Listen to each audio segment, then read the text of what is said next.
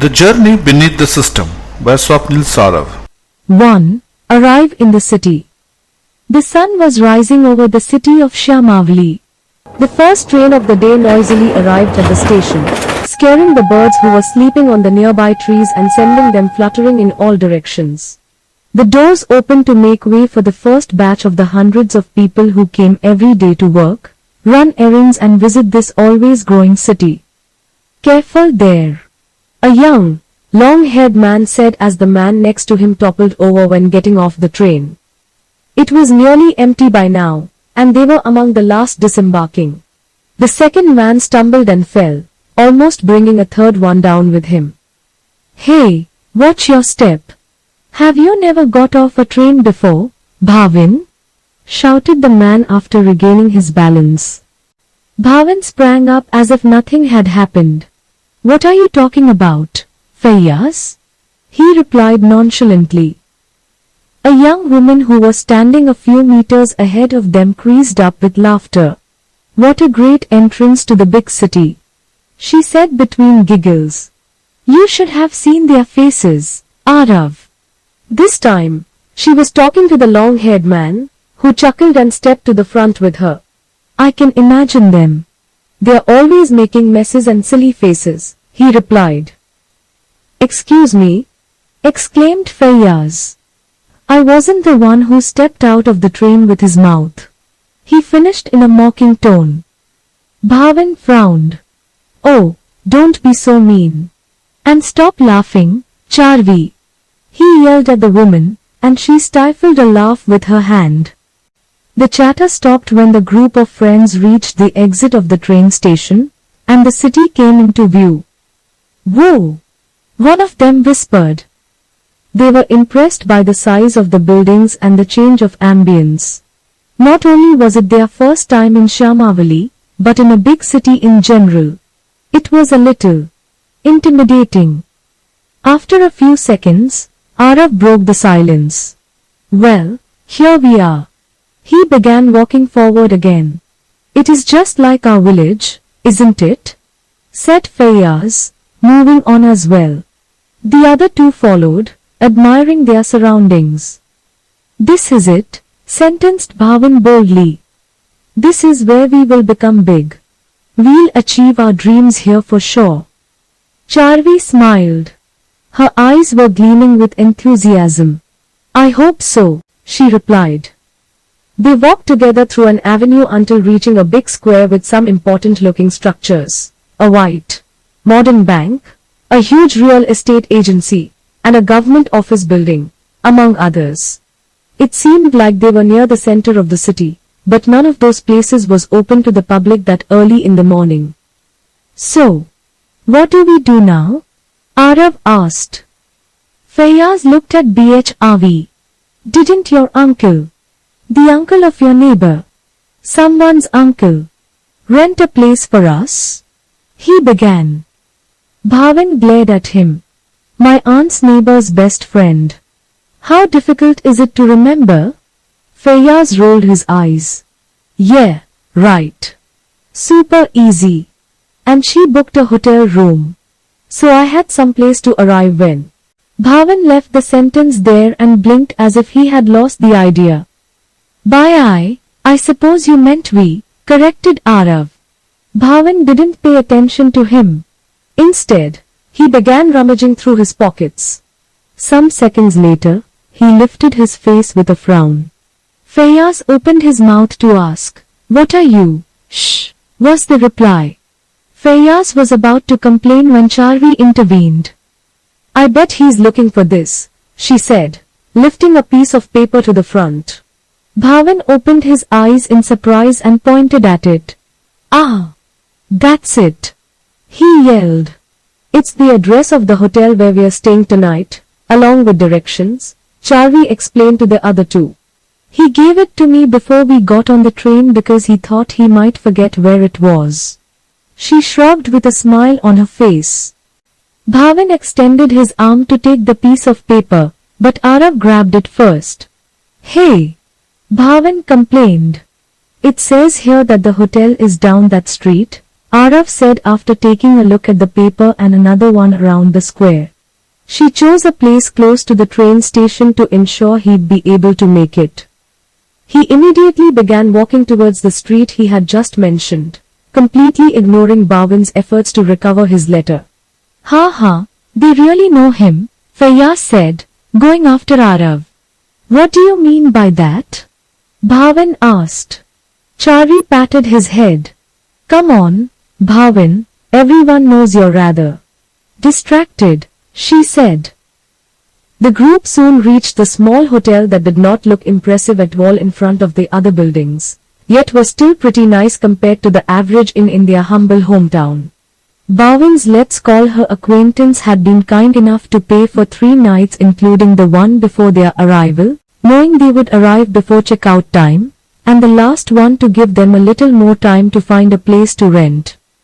Once in their room, Charvi handed some sandwiches around for breakfast, which were received with enthusiasm after setting their bags on the floor, and then they all sat down on the beds to rest. All right, people, Bhavin said after a while, let's go. Where? Feyyaz asked. Time to make plans, declared Arav from his resting spot. Well, Charvi said slowly, we all have different places to go to. Arav and Feyyaz should visit the Arts Institute since they are both artists. They surely can find connections there with both music and acting. Arav nodded in agreement. I have to check out the football club ASAP. Oh, they'll be so impressed with my natural talent, stated Bhavin. And you have to go somewhere to get information about castings too, right, Charvi? Asked Feyyaz. Charvi nodded. Yes. But I'm sure everyone agrees that we need to figure out where we'll be staying first. Last week, I contacted a few people who are renting flats in different parts of Shyamavali, and there are 2 or 3 places we can see today. Who's coming? She stared at her 3 companions expectantly. Bhavin made a dismissive gesture.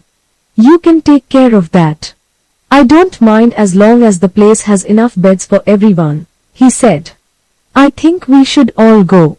It's an important decision, replied Arav.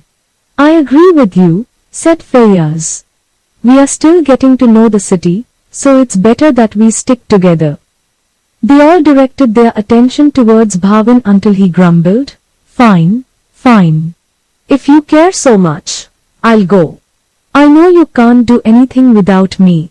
His reply elicited a couple of snorts from Arav and Feyyaz, but Charvi grinned and said, Thank you. Happily. They changed clothes, got everything ready and left.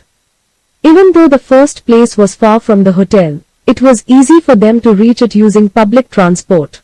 They were still surprised by the size of the city, naturally, but they used the map on their phones to reach the bus station and take the right one. The owners of the flat, a young couple, received them warmly. Welcome to Shyamavali. They greeted the group. Thank you, replied Arav as they entered the flat. The couple showed them around the place, 3 bedrooms, 2 bathrooms and a big living room with dining area. They spent a while checking everything. This place is beautiful, exclaimed Charvi. Yes, replied the other woman. We are renting it because we are moving to another flat that matches our lifestyle better, her husband added. We don't really need 3 rooms right now. I see. And the price? Asked Feyyaz. Back to the bus stop. We should have asked that first, said Bhavin. Yeah, said Arav. A moment of silence. So what now? Asked Feyyaz. I don't know about you, but I'm hungry, said Bhavin. Well, let's have lunch first. It took us a long time to get here.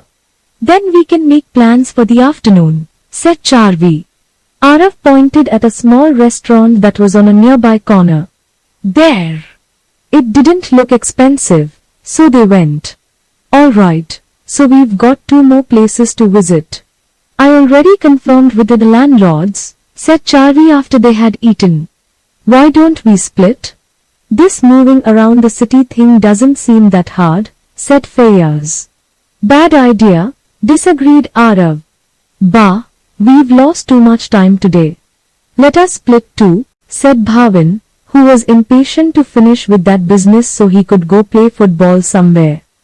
Charvi sighed.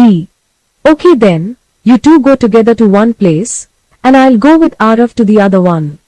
Then we can discuss the options at the hotel, she decided. What? Why do I have to stick with him? Feyyaz complained. Because you're the ones in a hurry, replied Arav. Let's go. So Charvi sent the information to Bhavin's phone, and they went on their way. For Charvi and Arav, everything was perfect. They had to walk a little and take a different bus, but it was easy following the map. The flat they saw this time was smaller, but a lot more affordable, and the old woman who owned it kindly explained how to rearrange the place to fit all four of them comfortably.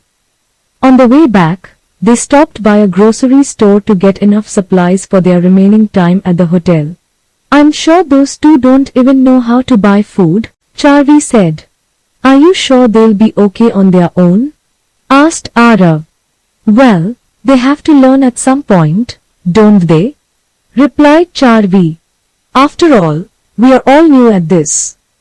The two friends arrived at the hotel and started organizing their things. Let me give them a call to check on them, said Charvi, and dialed Bhavin's number on her cell phone. No response. She wondered. I think he ran out of battery. Feyyaz doesn't have a cell phone, so I guess we'll have to wait for them to arrive. And that was what they did. For Bhavin and Feyyaz, things had not gone so smoothly. They got lost on the way and ended up hailing a cab to the address Charvi had given them, only to be received by a grumpy man with a rundown, messy flat that they couldn't understand how it was even being inhabited.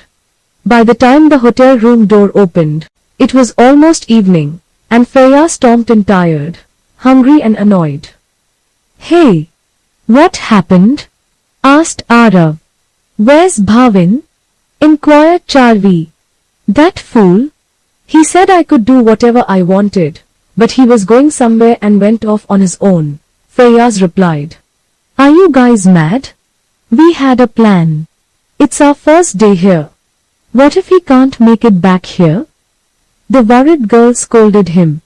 Hey, he's not a child anymore. I can't force him to do stuff. He's got to handle himself, he grunted. They decided to change the topic and talk about the flat since there was nothing else they could do regarding Bhavin's situation.